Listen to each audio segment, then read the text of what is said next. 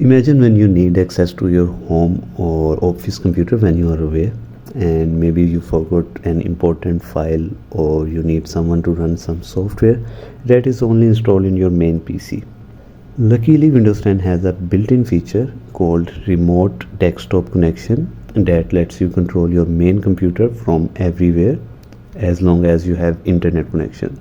So in today's video, I'll walk you through exactly how to set up it step by step without getting stuck in that technical stuff.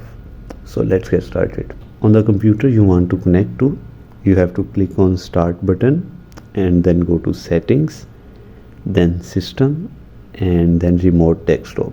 You have to turn on the switch that says Enable Remote Desktop. Then you have to find your name while you are still in the Remote Desktop setting.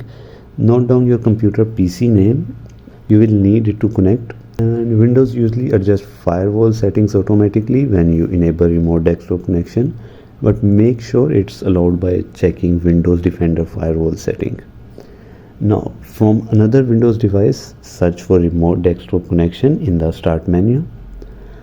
Open it and type your PC name you noted earlier and click Connect. Enter your login details and now you are controlling your other PC remotely.